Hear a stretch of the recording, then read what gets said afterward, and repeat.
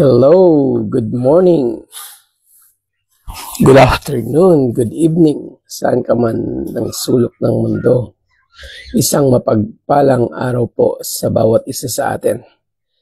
So, muli, isang panibagong araw na pagbabahagi ng salita ng Diyos.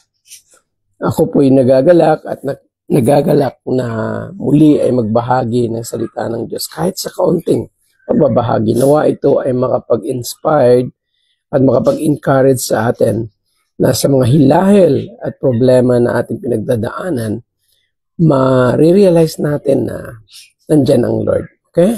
So, Panginoon, salamat po sa umagang ito. Tunay nga ikaw ang Diyos sa dakila at mapagmahal na Diyos at mabait. At ang iyong saklolo ay laging nariyan.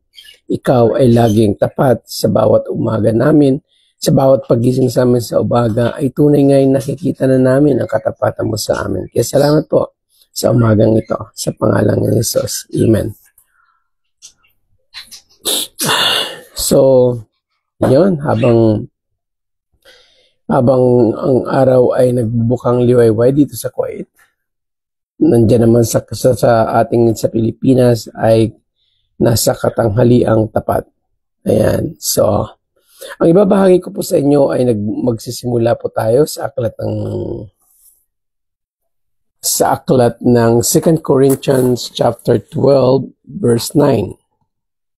So, mula dito sa aklat na ito o sa verse na ito ay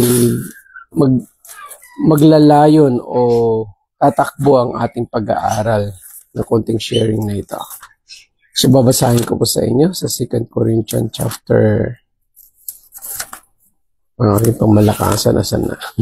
2 Corinthians. Ako po, hindi na makita. Thank you, Lord. Ayan. 2 Corinthians. Ayan. So, welcome po. Sino po ang kauna-unahang nanood sa akin ngayong araw na to? Ayan.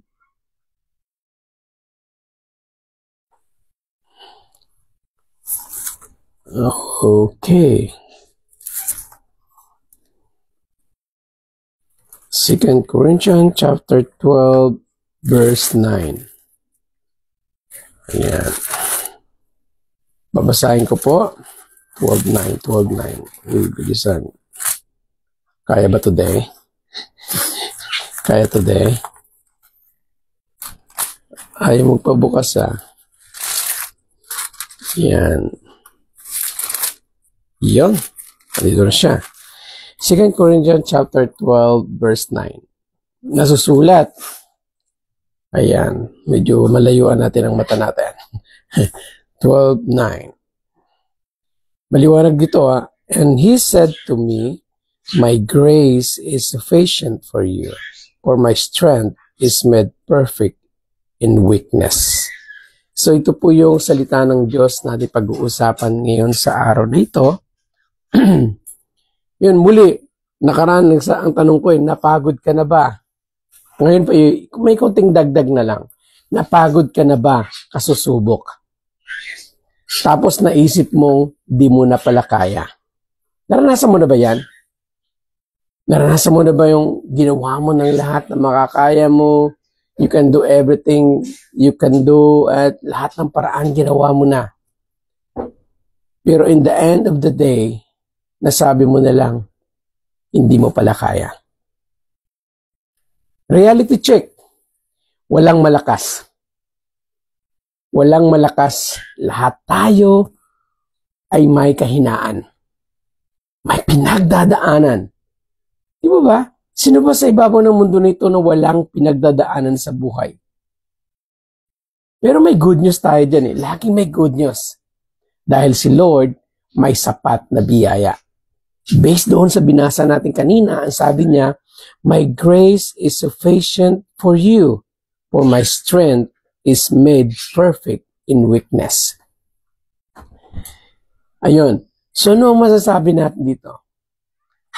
Madalas, iniisip natin na kailangan nating maging malakas palagi. Lagi nating ini-encourage yung sarili natin na kailangan ko maging matatag para sa pamilya. Kailangan kong maging Kailangan kong kayanin ito. Kayanin ang trabaho kahit burnout na ako. Kailangan ko gampanan para sa pamilya. Kailangan kong maging okay kahit hindi naman talaga ako okay. Kailangan kong mingiti kahit sa loob durog na ako. Kadalasan ganito po tayo. Di ba? Pero alam mo ba na hindi hinihingi ni Lord na maging perfect ka?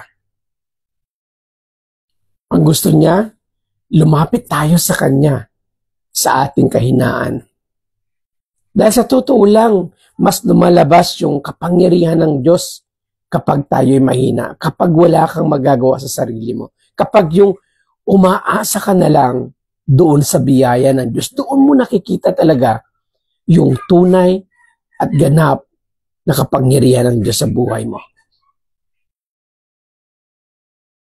Si Apostle Paul mismo ang nagsabi nito sa binasa natin kanina, that my grace is sufficient for you, for my strength is made perfect in weakness. So may tinatawag si Paul sa kanyang sarili na thorn in the flesh.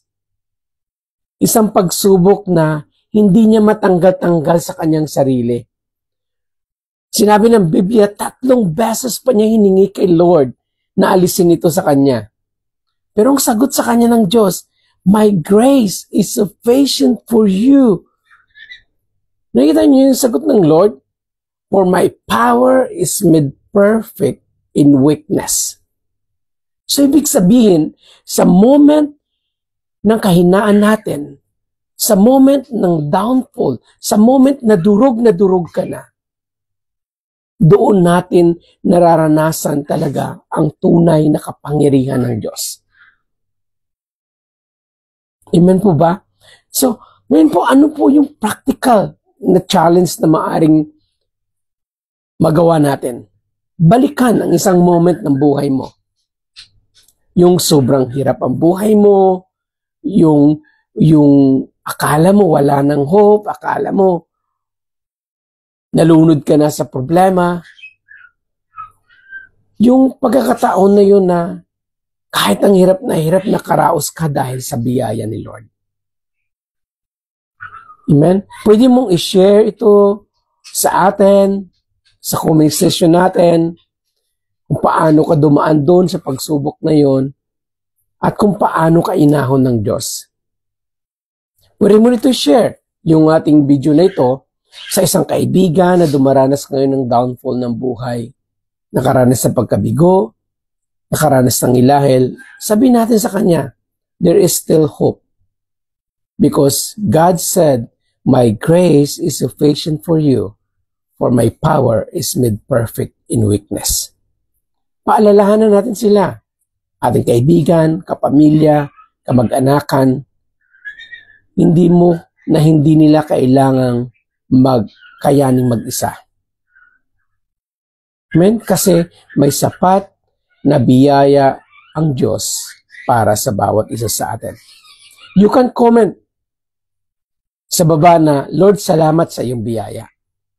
Mabigyan natin kapurihan ng Diyos sa kanyang biyaya, sa kanyang kabutihan sa ating mga buhay. Amen po ba? So, maari po dumaan ito sa wall mo, yung konting sharing nito ng salita ng Diyos. I just encourage you to just say, Lord, salamat sa iyong biyaya. Amen po ba? So maraming salamat po. Nawa ay nakadulot ito ng kaunting paanyaya na tayo po'y lumakas, paanyaya ng panibagong sigla, at paanyaya po na tayo po'y patuloy na lumapit at umasa sa Panginoon sapagkat ang ating kalakasan ay nagmumula lamang sa Panginoon. Maraming salamat po sa pagbisita sa bidyong ito. Nawa ay patuloy tayong pagpalain ng Panginoon. Be strong in the grace of God. Salamat and God bless you all.